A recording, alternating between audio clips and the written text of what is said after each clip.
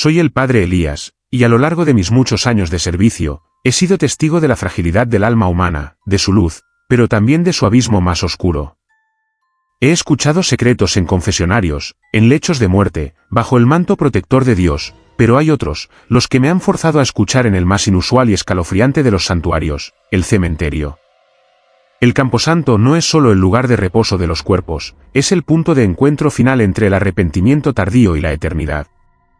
Allí, entre lápidas frías y la sombra danzante de los cipreses, los moribundos, los desesperados y, a veces, aquellos que ya no tienen voz, me han susurrado verdades que destrozan la fe y congelan la sangre. Prepárense, almas curiosas, porque lo que estoy a punto de compartir con ustedes es un compendio de 10 secretos aterradores. Son confesiones que no me atrevería a escribir en papel, que me robaron el sueño y que, estoy seguro, les mostrarán que la verdadera oscuridad no yace bajo la tierra, sino dentro del corazón humano, justo antes de ser enterrado. Escuchen con atención, y que Dios se apiade de sus mentes. Pero antes de que las sombras de la medianoche los envuelvan en estas historias, les pido un acto de fe y apoyo. Suscríbanse a este canal. Al hacerlo, se unen a esta comunidad que busca la verdad detrás del velo, y me dan la fuerza para seguir desenterrando estos relatos que la Iglesia preferiría mantener ocultos. Ahora, en el nombre del Padre, del Hijo y del Espíritu Santo, que comiencen las confesiones. Historia 1. El lamento bajo la lápida. Era una noche de noviembre, densa y húmeda, de esas en las que el velo entre mundos se siente peligrosamente delgado. La llamada llegó después de la medianoche. Una anciana, doña Griselda, no quería morir en su cama. Quería expirar al lado de su esposo, en el camposanto viejo, bajo la lápida sin nombre que él mismo había tallado décadas atrás. Mi deber es consolar, así que fui. El cementerio olía a tierra mojada y a flores marchitas. La linterna apenas rasgaba la oscuridad. Griselda estaba allí, tendida sobre la losa fría, su cuerpo temblaba, no solo por el frío, sino por un terror que iba más allá de la muerte. Su aliento era un hilo. Me acerqué, sosteniendo el crucifijo. Padre, gimió, su voz como papel de lija. No puedo irme así. Él no me lo permitirá. ¿Su esposo, hija? Él la espera en la paz de Dios. Ella negó con la cabeza con una energía escalofriante. No, padre. No es la paz. Es la condena. La lápida, él no talló su nombre. Talló el mío. El aire se enrareció de golpe. Me incliné, tratando de leer la inscripción borrosa a la luz de mi linterna. Era verdad. No era una, sin nombre, era una lápida donde el nombre de Griselda había sido borrado con saña, como si alguien hubiera intentado arrancarlo del granito. ¿Qué significa esto, Griselda? ¿Qué secreto le ata al miedo? La anciana apretó mi mano con una fuerza impía. Sus ojos, vidriosos y abiertos de par en par, reflejaban un horror primigenio. Elías, el matrimonio no fue hasta que la muerte nos separe, fue hasta que el crimen nos separe. Yo no lo amaba. Amaba a su hermano. Y la noche en que mi esposo enfermó, la noche de la tormenta, yo estaba con mi cuñado en el establo. Esperé la confesión de la infidelidad, dolorosa, pero común. Pero lo que vino fue un rugido ahogado del alma. Él no estaba enfermo, padre. Yo le di una infusión de belladona en su té. Quería que se fuera. Quería la vida con su hermano. Pero él lo supo. Cuando sintió que el veneno actuaba, se levantó de la cama, vino aquí y talló esa lápida. No me mató. Me dijo, tu alma está enterrada aquí, Griselda, y cuando tu cuerpo venga a descansar, yo te recibiré. No en el paraíso, sino en el olvido. Su cuerpo fue cremado, para que yo nunca encontrara paz cerca de él. Y ahora mi vida se apaga sobre la tumba vacía de mi propio nombre, y el hedor. Padre, el hedor a belladona ha regresado. Efectivamente, un aroma dulce y nauseabundo, a flores podridas y veneno, flotaba en el aire. Griselda lanzó un grito seco, no de dolor, sino de puro reconocimiento. Su cuerpo se convulsionó una última vez sobre la fría piedra. Cuando la toqué para darle la extremaunción, sentí un escalofrío que me llegó hasta los huesos. La lápida estaba ardiendo, no con fuego visible, sino con un calor interno, maligno. En el lugar donde estaba el nombre borrado, la tierra se abrió 1 milímetro, y por un instante, juro por Dios, vino la negrura de la tierra, sino un par de ojos amarillos y resentidos mirándome fijamente. El alma de Griselda ya no estaba con nosotros. Se había hundido en el hueco que su esposo había preparado para ella en vida. Un castigo en piedra, que trascendió la muerte. Me marché del camposanto con el sabor amargo de la belladona en la boca y la certeza de que algunos matrimonios son pactos que el infierno celebra con mayor entusiasmo que el cielo. Historia 2, el eco de la medianoche. El toque de queda se impuso en el pequeño pueblo de San Judas después de la segunda desaparición. Los niños no regresaban de la escuela. Las autoridades, desconcertadas, no encontraban pistas. Un miedo silencioso se había apoderado de todos. El alcalde, un hombre de ciencia y escepticismo, me buscó. No por fe, sino por desesperación. Padre, me dijo con voz quebrada en la sacristía, no lo entiendo. Es como si la tierra se los tragara. ¿Ha escuchado algo inusual? ¿Alguna confesión extraña? Le recordé mi juramento. Sin embargo, su mención de la tierra que traga me hizo recordar algo que había intentado reprimir. El cementerio de San Judas tiene una sección antigua, con tumbas del siglo XIX, casi olvidadas. Fui allí. El lugar es un laberinto de ángeles caídos y cruces torcidas. A medianoche, un joven, el sepulturero, me esperaba al pie del muro, temblando. Su nombre era Mateo. Estaba lívido. Padre, he intentado decírselo a alguien, pero me tomarán por loco. Habla, hijo. En la oscuridad, Dios nos escucha mejor. Mateo se arrodilló, sin atreverse a mirar las lápidas. No es la tierra. Es la piedra. Padre, uno de los niños está enterrado aquí, no en un ataúd, en el muro. Vi la lápida de la familia Velasco. La de la niña que desapareció hace 3 años. Está allí, justo en el centro del camposanto, con su foto sonriente. Me acerqué a la tumba de los Velasco. Una imponente estructura de mármol negro. La foto de la niña, sonriente, miraba al cielo. ¿Y qué tiene de malo, Mateo? La niña murió de fiebre, ¿lo recuerda? No, padre, no murió de fiebre. Lo que voy a decirle es el pecado más grande que he cometido, el secreto que me pudre por dentro. Mateo se desplomó en el suelo, sollozando. El día antes de que ella muriera, yo la estaba ayudando a recoger las flores de las tumbas. Y allí, en la fosa abierta de su tatarabuelo, vi un objeto. Era un relicario de oro. Ella lo tomó. Y ese mismo día, esa misma tarde, la tía de la niña vino a buscarme. Era la hermana de la señora Velasco. Me ofreció una fortuna para que pusiera el relicario en el ataúd del tatarabuelo, donde debe estar, me dijo. Que ese objeto tenía un eco que solo la sangre podía apaciguar. Y que si no lo hacía, la niña no tendría descanso. Mateo hizo una pausa dramática, el miedo retorciéndole el rostro. No lo hice, padre. Fui débil. No lo devolví. Lo guardé. Y a la mañana siguiente, la niña estaba muerta. Y cuando vinieron a enterrarla, la tía me buscó de nuevo, con el mismo rostro de hielo. Me dijo que el eco había encontrado una nueva voz.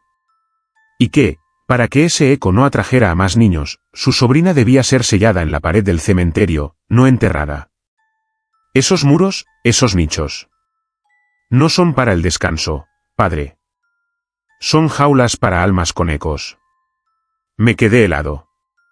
El terror no venía del relato sobrenatural, sino del mal humano que usaba la superstición para cubrir un crimen. Los niños desaparecidos, Mateo, ¿crees que el eco del relicario los está atrayendo a la niña, a su tumba? No, padre. El relicario es el cebo. Ella está atrapada, sí. Pero la tía era la única que sabía que yo tenía el relicario. Y la única que me confesó, hace años, un secreto que ella no podía tener hijos, y su hermana sí. Era la envidia, padre. Y cada vez que un niño desaparece, escucho un eco a medianoche. Un eco de risa de mujer, que viene de la tumba de la niña. La tía está repitiendo el ritual, padre. Está ofreciendo nuevas voces al silencio, para que la niña no esté sola. Y yo, por la codicia de un relicario, soy cómplice. Alcé la mirada hacia la foto de la niña. Por un instante, el rostro sonriente pareció susurrar, no estoy sola. El relicario, la envidia, el secuestro y el entierro en la pared. Un horror escalofriante. El alcalde tuvo que actuar. Pero nunca supo que el verdadero terror estaba en la risa que resonaba en el cementerio cada noche. La risa de una tía sin hijos, contenta con su macabra colección de soledad. Historia 3, la raíz del pacto. El cementerio de la Ciénaga Vieja es un lugar terrible. La tierra está empapada, las lápidas se hunden, y los árboles crecen de forma grotesca, sus raíces buscando el sustento donde solo hay putrefacción. Un matrimonio rico y joven, los Ferrara, me llamó a la medianoche. Su hijo había muerto en un accidente de coche. Estaban rotos, pero no por el dolor. Por el pánico. Me encontré con el señor Ferrara, un hombre de negocios implacable, al lado de la fosa recién cavada, bajo la luz de un farol intermitente. El silencio era total, salvo por el glu-glu de la tierra fangosa. Padre, dijo con los ojos desorbitados, necesito que bendiga esta tierra. Que haga algo. El niño no está en paz. Lo sabemos. Y es por un pacto. La señora Ferrara, pálida como un lirio, sollozó, él nunca debió nacer. Es nuestra culpa, padre. La codicia. La maldita codicia. Me senté en el barro con ellos, la Biblia abierta. Me confesaron que, al inicio de su imperio, estaban en la ruina. Desesperados, visitaron a una curandera en el pantano, lejos de Dios. Ella les prometió riqueza y éxito ilimitados, a cambio de la primera fruta de su vientre. Creían que era una metáfora. Pero era literal. Cuando nació nuestro hijo, lo olvidamos, padre. Estaba sano, brillante. Construimos nuestra fortuna. Olvidamos a la anciana. Hasta que ayer, el accidente. Él no murió de inmediato. Lo llevamos al hospital. Moría lentamente. Y entonces, ella apareció. ¿La curandera? No, padre. Algo peor. La raíz. La señora Ferrara señaló a un enorme y retorcido roble en el centro del cementerio, sus raíces gruesas como serpientes. Cuando estábamos con nuestro hijo en sus últimos momentos, una de esas raíces atravesó el muro del hospital. Solo nosotros la vimos. La raíz se movía, padre, se arrastraba, como un tentáculo. Se acercó a la cama y se hundió lentamente en el cuello de mi hijo, justo donde el collar de la curandera le había dejado una cicatriz años atrás. Y mi hijo no gritó de dolor. Gritó de reconocimiento. El señor Ferrara continuó, la voz ronca. Cuando la raíz se retiró, el niño expiró. Y ahora, mírela, padre. Esa misma raíz se ha abierto paso hasta la fosa que cavamos para él. Está aquí, padre. Bajo nosotros. No lo quiere en la tierra. Lo quiere en la oscuridad. Nos está reclamando el pago. El pacto no era para que él muriera, era para que él sostuviera la promesa con su alma, para que nuestra fortuna no se marchitara. La raíz es la manifestación del acuerdo, padre. Y ahora el demonio ha venido a cobrar. Miré hacia la fosa. La luz del farol temblaba, y por un instante, juro que vi algo que no era tierra. En el fondo, en el barro negro, había un entramado de raíces, increíblemente grueso y vivo, que no se detenía en el borde, sino que parecía serpentear con una lentitud glacial, esperando. Me acerqué, la cruz en alto. Un olor a almizcle y a tierra vieja, húmeda, se alzó. La bendición no puede romper un pacto que ustedes sellaron con su libre albedrío, hijos, les dije, el sudor frío corriéndome por la sien. Solo el arrepentimiento total y el rechazo de la fortuna pueden salvarlos. Pero el niño es la garantía. Justo en ese momento, un sonido gutural, como el crujido de un tronco al romperse, vino del interior de la fosa. El señor Ferrara se arrodilló, su rostro un grito silencioso. La raíz se había movido. Había cubierto la parte inferior de la fosa, formando una especie de nido oscuro, palpitante. Ya no era una simple raíz. Era una boca abierta de la tierra, esperando a ser alimentada con el ataúd. Los Ferrara se negaron a renunciar a su riqueza. La codicia era más fuerte que el amor. El ataúd fue bajado. Al tocar el fondo, se escuchó un chasquido resonante, como un apretón de manos definitivo. Los señores Ferrara se marcharon al amanecer, rotos, ricos, pero malditos. Y yo, padre Elías, me quedé sabiendo que, a veces, la riqueza es solo un abono para las raíces del infierno, y los hijos son solo el fruto más preciado del pacto. La raíz sigue allí, creciendo silenciosamente, esperando la próxima fruta. Historia 4, la dama del velo negro. A veces, la fe se pone a prueba no con demonios, sino con la persistencia de la desesperación. El cementerio del pueblo costero de Santa Marta es famoso por sus tumbas frente al mar. Una de ellas pertenece a una joven, Eliana, que murió ahogada en el oleaje, justo después de ser abandonada en el altar. Su prometido, un pescador llamado Rubén, fue consumido por la culpa. Me buscaba en el cementerio cada noche, sin falta. Pero no para rezar, sino para desenterrar algo. No un cuerpo, sino una promesa. Padre, ella está allí, me dijo una noche, con el pico y la pala en mano, iluminado por una luna menguante. Me lo prometió. Si la dejaba, ella no me dejaría en paz. Y la oigo, padre. La oigo llorar bajo la lápida. La necesito. Y ella me necesita a mí. Rubén estaba demacrado.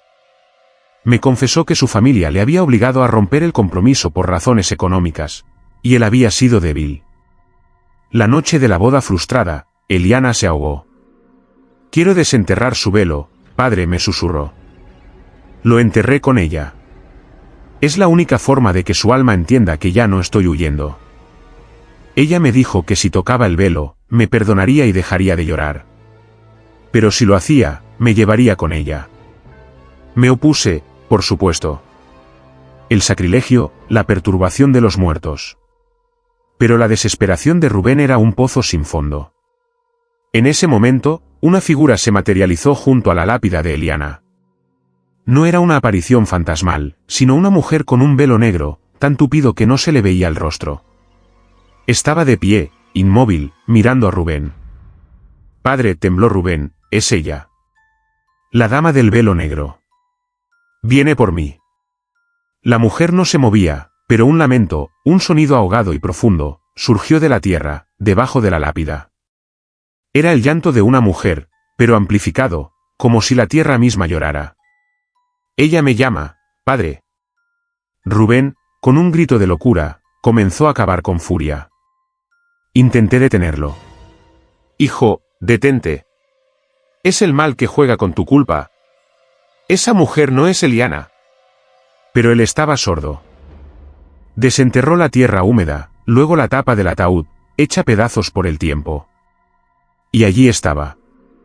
No el cuerpo, sino la caja vacía, y en su lugar, un único objeto, el velo de novia, negro como la noche, empapado, reposando sobre una cama de arena. Mientras Rubén se abalanzaba sobre el velo, la dama del velo negro finalmente se movió. No caminó. Se deslizó, como una sombra que se estira, hasta situarse justo sobre la fosa. Perdóname, Eliana. Aquí está tu velo. Ya no te dejo, gimió Rubén, tomando la tela negra y apretándola contra su pecho. En ese instante, la dama del velo negro alzó las manos. No para bendecir, sino para señalar. Y el secreto se reveló. La mano que alzó era de una blancura cadavérica, la de una mujer ahogada. Y la voz que surgió del velo, el lamento que había estado escuchando, no era de pena, sino de triunfo. Ahora eres mío, Rubén. No te dejé en el altar. Te espero aquí. Y el velo se adhirió a su piel, no como tela, sino como un sudario vivo, envolviéndolo en segundos. Rubén lanzó un grito, no de terror, sino de asfixia. Cayó dentro de la fosa, el velo negro y húmedo cubriéndolo por completo. La dama del velo negro no hizo nada más que inclinarse sobre el borde de la tumba, como una novia que finalmente recibe a su esposo. Me acerqué, temblando, y extendí mi mano para tocar el velo. Era frío y pesado, y se hundía, llevándose a Rubén consigo. La dama me miró, y aunque no vi su rostro, sentí la burla de sus ojos vacíos. Tu deber ha terminado, padre. Lo he reclamado, susurró una voz que venía de todas partes y de ninguna. Esa noche, no enterré solo un cuerpo, sino una promesa rota y un alma consumida por la culpa. La fosa se rellenó con la arena de la playa. A la mañana siguiente, la dama del velo negro había desaparecido. Solo quedaba la tumba de Eliana, y a su lado, una nueva, sin nombre. El mar, cerca de la orilla, susurraba un lamento constante. Una melodía de amor obsesivo y fatal. Desde entonces, sé que hay promesas que se cumplen incluso en la muerte, y que la culpa es un velo que te ahoga en vida y en la tumba. Historia 5, el confesor silencioso. En mi parroquia anterior, el cementerio era pequeño, antiguo y rodeado por un muro de piedra desmoronándose. Solía dar paseos nocturnos para meditar. Una noche, encontré a un hombre, un extraño, arrodillado frente a un nicho, pero no era un nicho normal. Era una fosa sellada con una plancha de plomo, sin ninguna inscripción, como si hubieran querido borrar su existencia de la memoria de Dios. El hombre se llamaba Ezequiel. Era un forastero, un hombre de negocios, y su rostro estaba marcado por un terror que no era de este mundo. Me confesó que estaba allí para hablar con él, confesor silencioso. Padre, me dijo con voz baja, no vine a buscar a Dios. Vine a buscar a mi víctima. Él está aquí, y me escucha. Ezequiel me confesó, con un detalle escalofriante, que él era un asesino a sueldo, pero uno con un retorcido código moral, solo mataba a otros criminales. Creía que estaba limpiando el mundo. Pero su última víctima fue un error, un hombre inocente que se cruzó en su camino. Lo enterré yo mismo, padre. Aquí. En este nicho anónimo. Quise borrar el error. Pero el silencio de la tierra no me deja en paz. Siento que el hombre me está juzgando desde dentro, me está confesando mi propio pecado. Me horroricé. Hijo, debes buscar la justicia terrenal y la de Dios.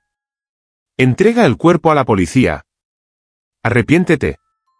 No puedo, padre. Escuche. Se inclinó hacia la losa de plomo y esperó. Yo también lo hice.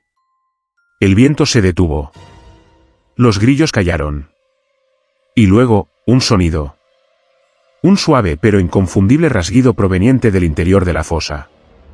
Un rasguño constante, desesperado. Es él, padre. Está rascando. Me está confesando su último pensamiento, el nombre de la persona que me contrató. Me está condenando. ¿Es tu conciencia, Ezequiel? ¿El eco de tu crimen? No, padre. Mi conciencia es el miedo a que me encuentren. Esto es el alma del hombre. Sálvame, padre. Dime qué hacer para que el rasguido cese. Dime cómo callar a mi víctima. Le dije que solo el arrepentimiento genuino y la revelación del crimen podían traer la paz. Le dije que tocara la losa y pidiera perdón a Dios y al hombre. Ezequiel se acercó a la plancha de plomo, su rostro un mapa de la locura. Perdóname, hermano. Fui un error. Pero ahora, quiero paz. Puso su oreja sobre la losa. El rasguido se detuvo. Un silencio total, absoluto, nos envolvió. Y luego, con la frialdad de una voz en un vacío, una única palabra susurrada salió de la plancha de plomo, amplificada por el metal como si alguien hubiese hablado por un megáfono. Encontrado. Ezequiel se levantó de golpe, sus ojos fijos en mí. Su rostro se volvió blanco. ¿Qué dijo, padre? ¿Qué dijo? No supe qué responder. Dijo, encontrado. En ese momento, las luces de la policía rodearon el cementerio. Habían estado rastreando el móvil de Ezequiel. El confesor silencioso no le había dado el nombre de su contratista, le había dado su propia condena. La víctima le había encontrado en el cementerio, atándolo al lugar de su muerte. Arrestaron a Ezequiel. Antes de que se lo llevaran, miró el nicho sellado y sonrió con una mueca de desesperación. Padre, le dije que él me confesaría. Me confesó que él fue más inteligente que yo. Me ató al lugar de su descanso. Y yo, no tendré descanso. Me quedé junto al nicho de plomo, tocando la superficie fría. El rasguido había cesado para siempre. Pero a veces, en el silencio de la noche, juro que escucho un eco frío, la voz de un muerto que susurra la palabra encontrado, recordándome que el cementerio no es solo el lugar de la sepultura, sino la oficina donde el mal se cobra sus deudas. Historia 6. La última visita. Mi trabajo como sacerdote me ha llevado a confrontar la muerte en sus formas más crudas. Pero la historia de don Ramón, un anciano rico y solitario, me enseñó que hay horrores que superan el trance físico. Don Ramón me llamó al cementerio una tarde de bruma densa. Estaba sentado, con su traje impecable, sobre la tumba de su esposa, que había muerto 3 meses antes. Padre, me dijo, su voz tranquila y medida, mi esposa era una mujer de convicciones firmes. Y me ha dado un ultimátum. Don Ramón me confesó que él había sido un hombre cruel, un tirano doméstico. Había engañado a su esposa, la había humillado, y en su lecho de muerte, ella le había prometido el infierno en la tierra. La noche de su funeral me explicó con una frialdad aterradora, escuché un golpe en la puerta. Era el jardinero del cementerio. Me entregó esto. Me mostró una pequeña caja de madera de ébano. Dentro, había una carta manuscrita, con la caligrafía perfecta de su esposa, y una única llave antigua. La carta decía, Ramón, como nunca me permitiste salir de la casa en vida, te aseguro que nunca podrás salir de la vida en paz. El cementerio será tu nuevo hogar. Ven a verme cada atardecer. Y trae la llave, porque cada noche, abriré una puerta más. Ramón me mostró sus brazos. Estaban cubiertos de hematomas circulares, como marcas de dedos. Cada noche, padre, me levanto de mi cama, y estoy aquí, sentado en su tumba, sin saber cómo llegué. Y cada noche, al amanecer, encuentro una marca nueva. Siento su mano apretando mi carne, diciéndome que mi tiempo se agota. Hijo, es la culpa que se manifiesta físicamente, le dije, aunque mi propia voz temblaba. No, padre. Esta noche, ella me dejó una última instrucción. Me dijo que abriera la tumba, con esta llave. La llave encajaba en la cerradura de bronce de la pesada tapa de mármol. Mi corazón se hundió. La última visita, no era para llorar, sino para desenterrar. Me dijo que es hora de que entienda la verdad de mi matrimonio. Que lo que había bajo el mármol no era su cuerpo, sino mi condena.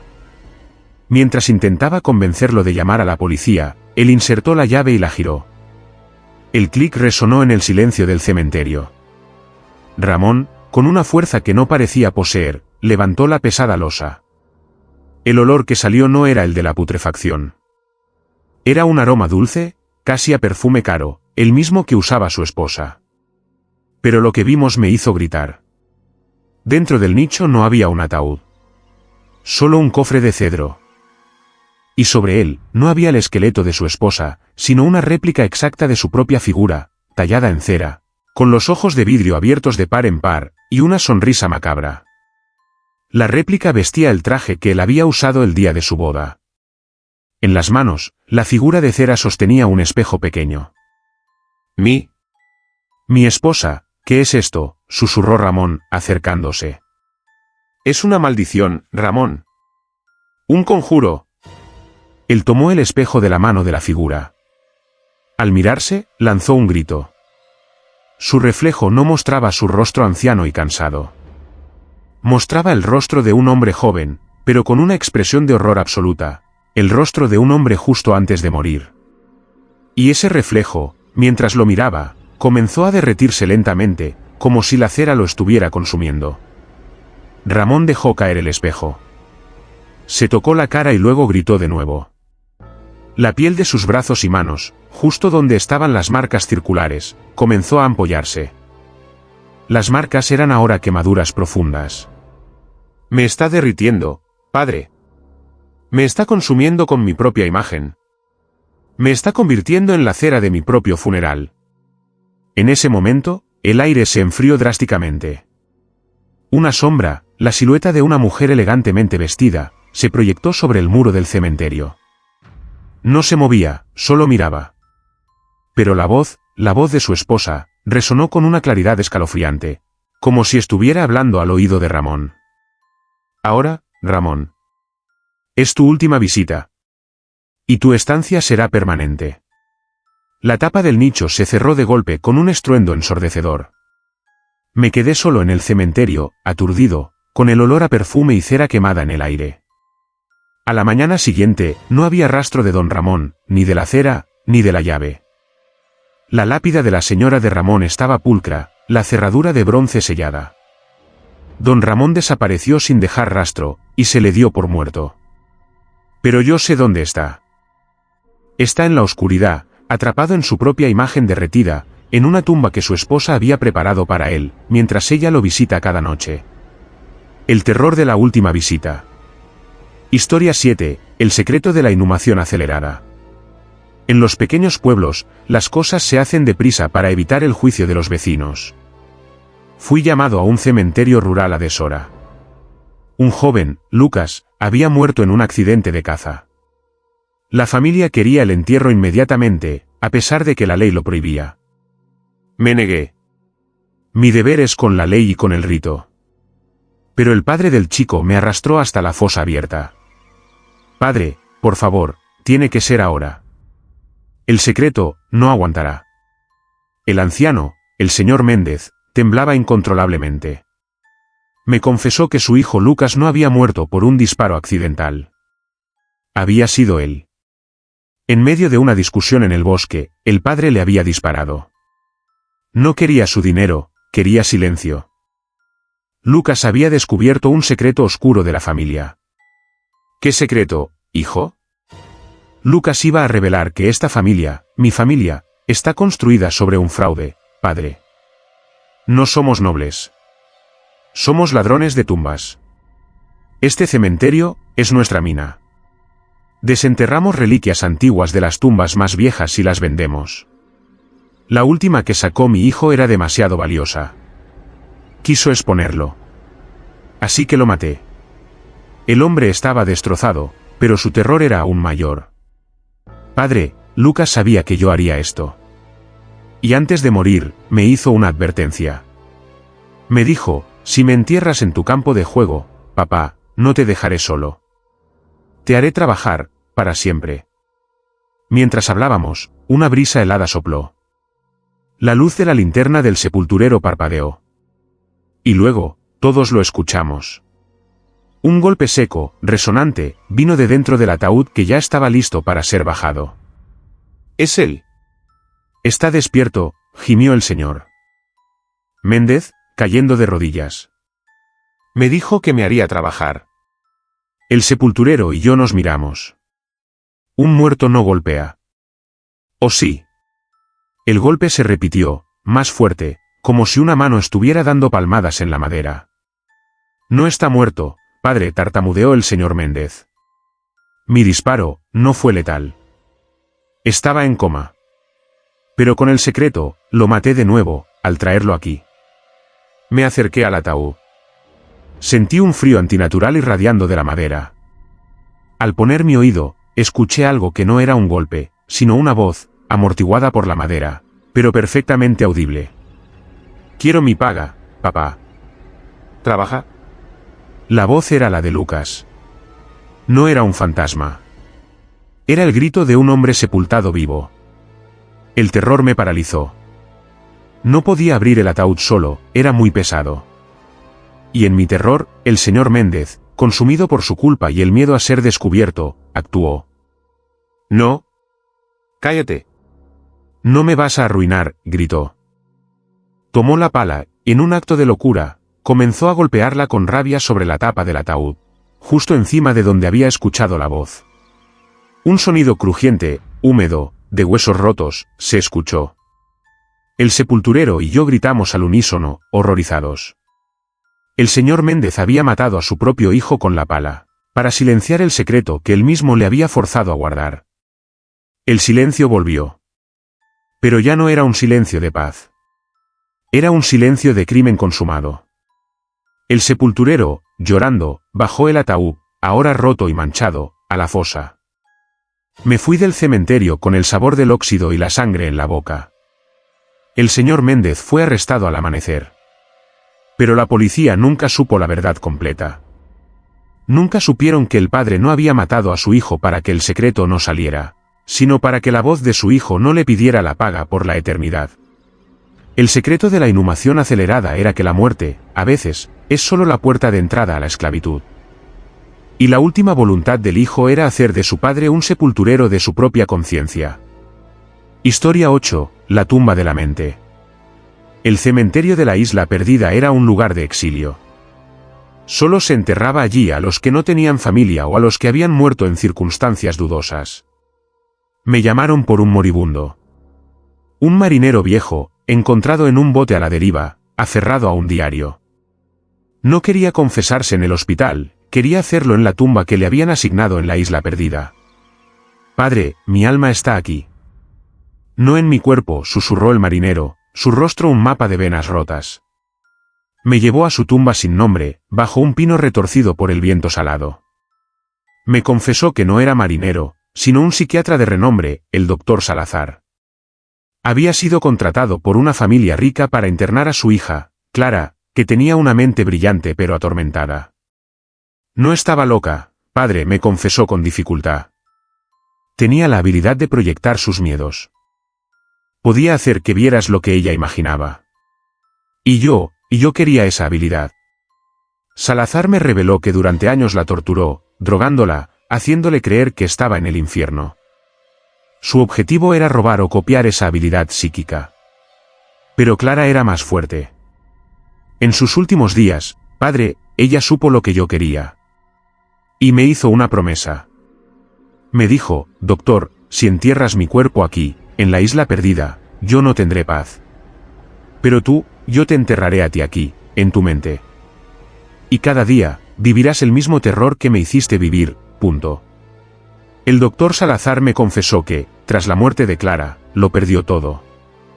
La familia lo acusó, su mente comenzó a fallar, y terminó en ese bote, a la deriva, con solo el diario de Clara en sus manos.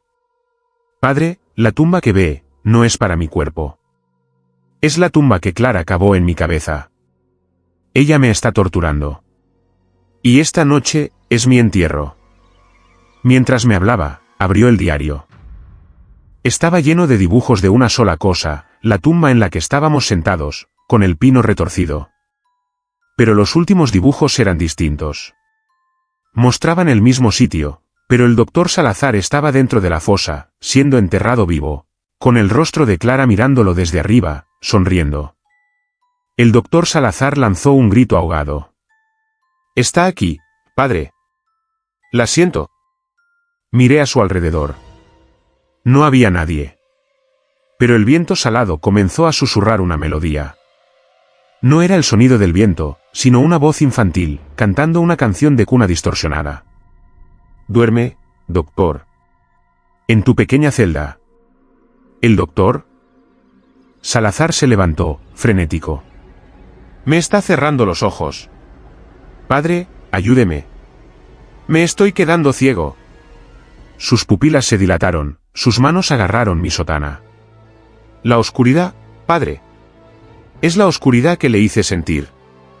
Me está cegando y enterrando en mi propia mente».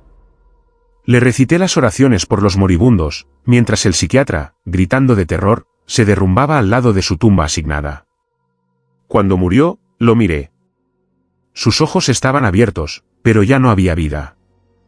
Estaban fijos en la nada, llenos de un terror inexpresable, el terror de un hombre sepultado vivo en su propia conciencia.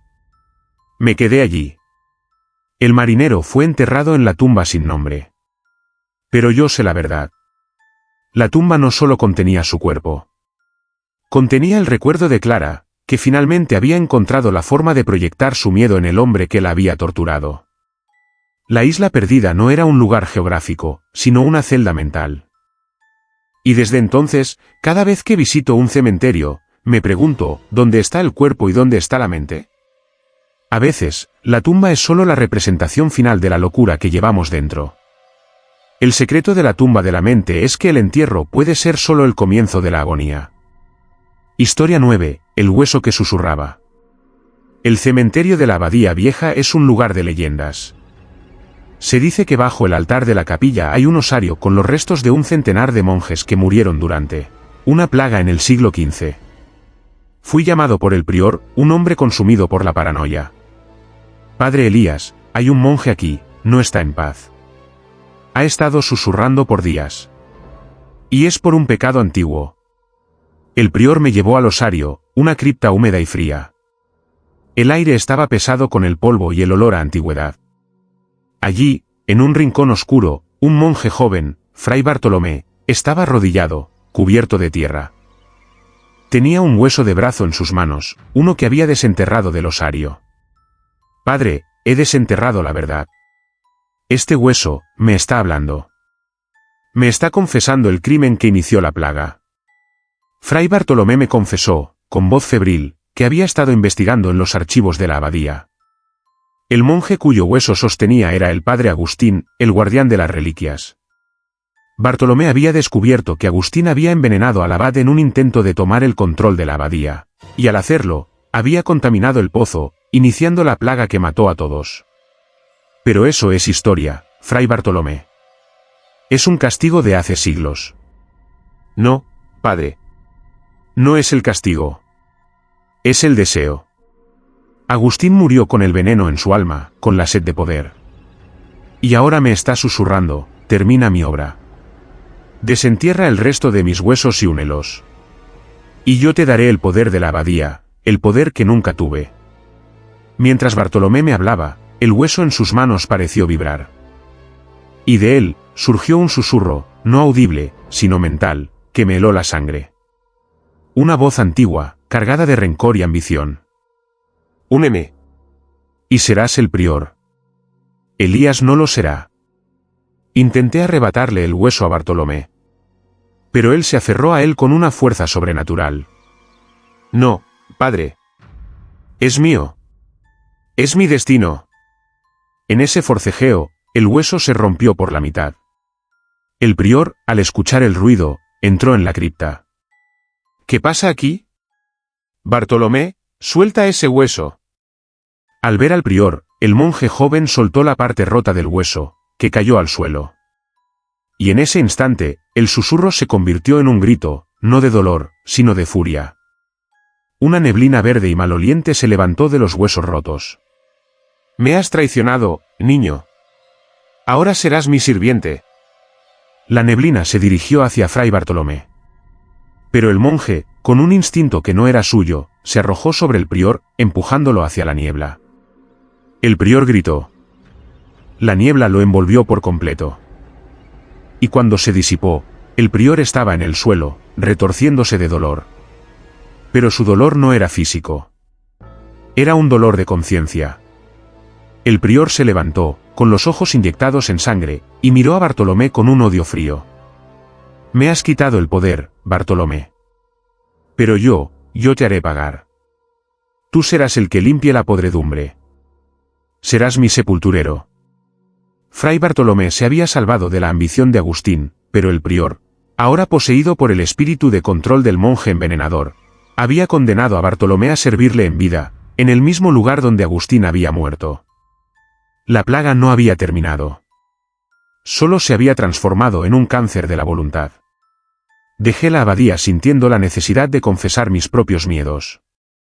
El hueso que susurraba me enseñó que hay secretos que no se disuelven con el tiempo, solo esperan el alma correcta para volver a manifestarse. Y el cementerio, en este caso, era solo la biblioteca de la ambición. Historia 10. El guardián de la última confesión. Mi última historia me lleva de vuelta al cementerio que mejor conozco, el de mi propia parroquia, San Isidro. Una noche, el sacristán, un hombre viejo y devoto, me llamó a la fosa recién abierta. El ataúd de una mujer, doña Elena, iba a ser depositado al amanecer. Pero había un problema. Padre, he estado desenterrando secretos por 50 años, me dijo el sacristán con su voz profunda. Y este es el más aterrador de todos. Doña Elena no está muerta. Y no quiere ser enterrada.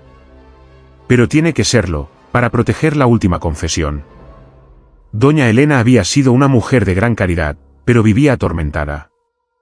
Murió de un ataque al corazón, repentinamente. El sacristán me confesó que ella no había muerto, había entrado en un estado cataléptico, simulando la muerte. Ella me lo confesó en la sacristía, padre. Me dijo que un hombre, un asesino, le había confiado un secreto que podría destruir a la ciudad entera. El asesino le dijo, si me atrapan, confesaré mi crimen a la iglesia, pero si lo haces público, te mataré de la forma más dolorosa. Ella le temía más a la venganza que a la verdad. El sacristán me llevó al ataúd de doña Elena. La caja estaba sellada. Ella no murió de ataque al corazón, padre. Se tomó una droga que simula la muerte, para que la enterremos. El secreto debe morir con ella, en la oscuridad, para proteger a la ciudad de la furia del asesino, que aún está libre. Es una locura. Tenemos que sacarla. Es un crimen contra la vida. No podemos, padre. El asesino, antes de que ella muriera, le dio una última advertencia. Le dijo que si ella no era enterrada en un lapso de 24 horas, la encontraría. Y la próxima vez, la mataría de verdad, y a todo aquel que supiera el secreto. El sacristán me mostró un trozo de papel que había encontrado en el bolsillo de doña Elena. Era una nota con una caligrafía temblorosa: el guardián eres tú. Yo seré el candado. En ese instante, se escuchó un golpe muy suave, casi imperceptible, desde el interior del ataúd. Un golpe de uña en la seda interior. Doña Elena estaba despierta y viva. El sacristán me miró, sus ojos llenos de lágrimas. El golpe es la señal. Es su última confesión, el secreto está a salvo. Pero si abrimos esto, el secreto escapa, y el asesino vendrá. Estábamos ante un dilema infernal: salvar una vida para condenar a muchos, o permitir un asesinato para salvar a la ciudad. Mientras debatíamos, un hombre robusto y alto, un desconocido, se acercó a la fosa. Me miró fijamente. Es un día frío, padre. Espero que la señora descanse en paz. Me da un poco de ansiedad este lugar. El miedo me invadió. Era él. El asesino, allí, vigilando el entierro. Si abríamos el ataúd, él sabría que el secreto se había roto. El golpe se repitió en el ataúd, esta vez con una urgencia aterradora. Doña Elena, desesperada, nos imploraba. El desconocido nos miraba, esperando. Tomé la decisión más dolorosa de mi vida. Me arrodillé, mi corazón hecho pedazos, y bendije la fosa. Permití el entierro. El ataúd fue bajado, con los golpes de doña Elena retumbando hasta el final. La tierra fue arrojada sobre la madera, amortiguando los sonidos hasta que no quedó más que el silencio. El desconocido se fue, satisfecho. El guardián de la última confesión me enseñó que hay sacrificios que se hacen en el cementerio, no solo por el alma, sino por la humanidad. El secreto de doña Elena es que ella es mi mártir. Y yo soy el sacerdote que la sepultó viva para salvar a un pueblo. Desde entonces, el silencio de ese lugar no me da paz. Me recuerda a un golpe de uña en la seda. Y así, mis queridos compañeros de la noche, concluyen las 10 historias que el velo del secreto me ha obligado a escuchar en la soledad de los cementerios. Cada lápida, cada cruce, cada sombra, es un guardián silencioso de una verdad que desgarra el alma y nos recuerda que el verdadero terror no está en lo que yace bajo la tierra, sino en las decisiones que tomamos antes de llegar a ella. El peso de estas confesiones es una carga que llevo cada día, y compartirla es el único camino que he encontrado para liberar un poco de esta oscura verdad. Si el miedo ha conseguido anidar en sus corazones, si han sentido el frío de la tumba en estas palabras, y si creen, como yo, que hay más secretos de los que la luz revela, les pido, por favor, comenten aquí abajo cuál de estas 10 historias les ha parecido la más aterradora. Sus experiencias y pensamientos son un faro en esta oscuridad. Si aún no lo han hecho, suscríbanse para no perderse ninguna de las revelaciones que aún me quedan por compartir. Y si desean que esta verdad llegue a más almas, dejen un me gusta en este vídeo. Que la paz de Dios les acompañe en su camino. Y que nunca tengan que hacer una confesión final al pie de su propia tumba. Nos vemos en las sombras. Vayan con cuidado.